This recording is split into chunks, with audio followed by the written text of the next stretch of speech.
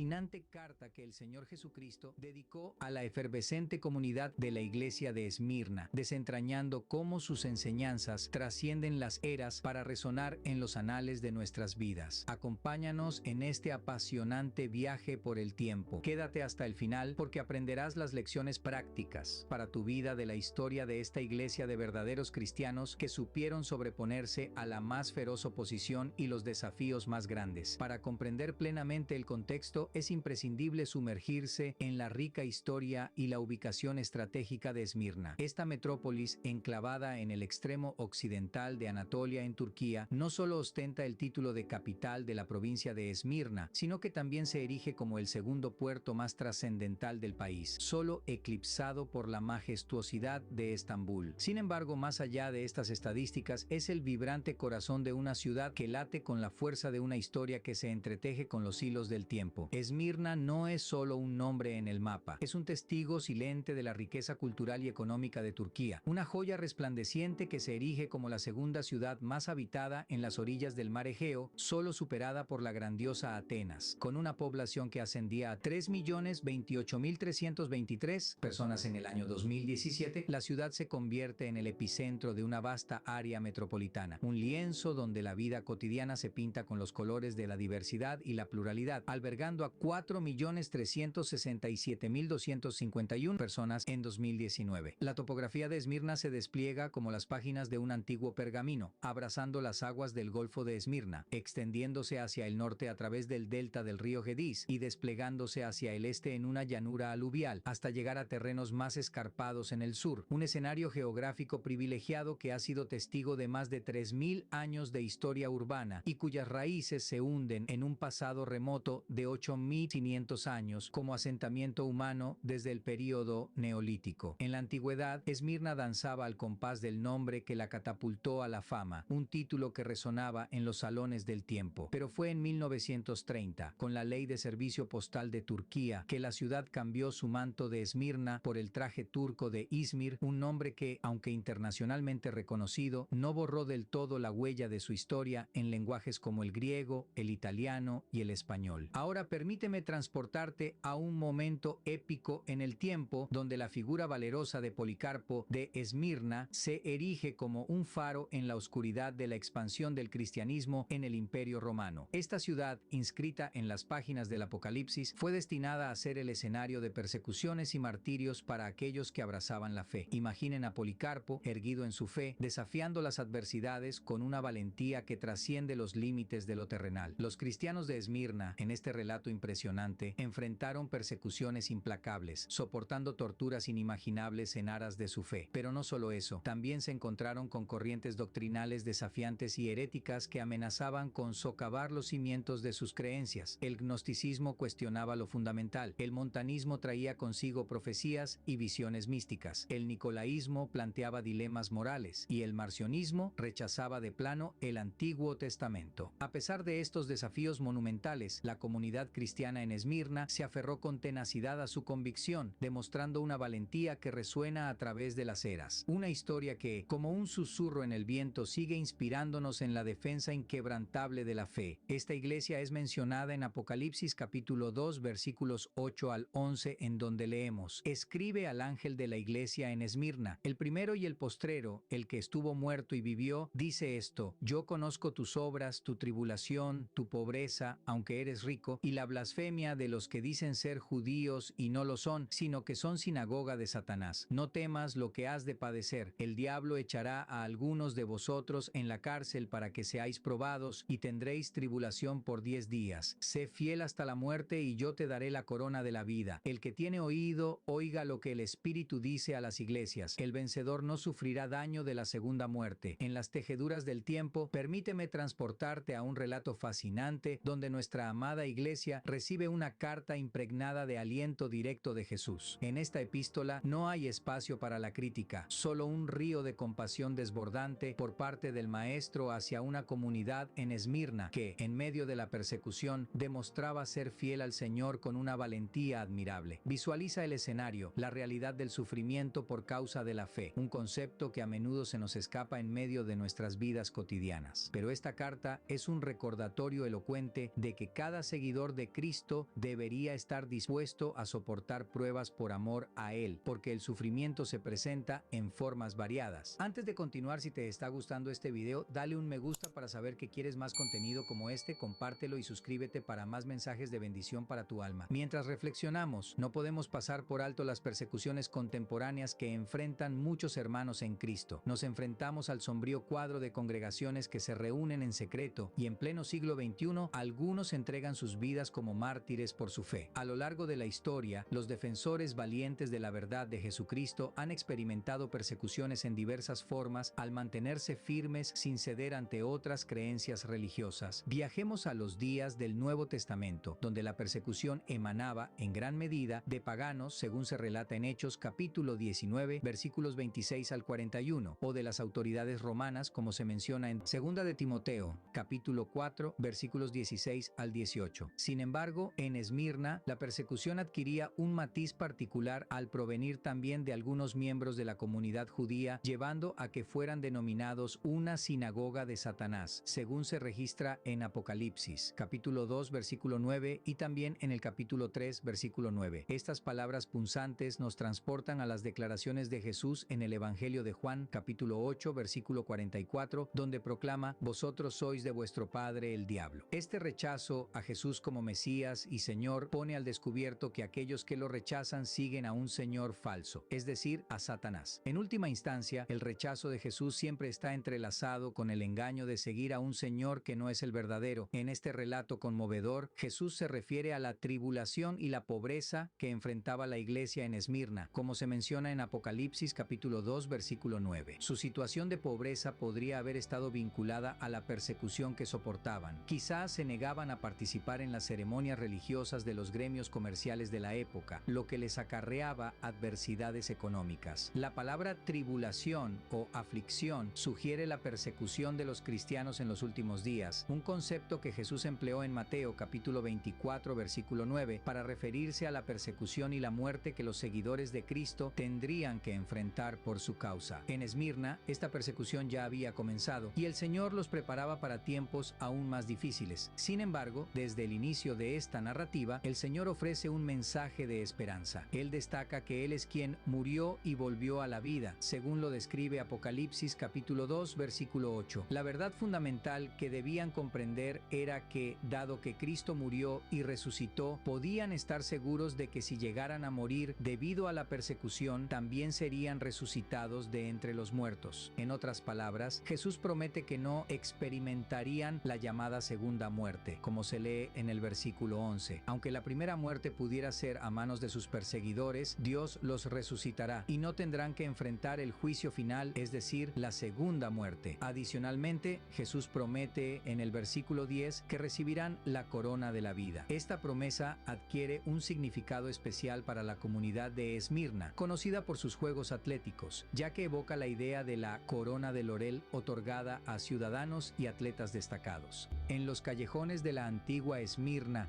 donde las sombras danzan entre los adoquines, la comunidad cristiana se encuentra envuelta en una narrativa extraordinaria. Sus perseguidores, ciegos ante la verdadera opulencia espiritual, consideran a estos creyentes como los más desfavorecidos.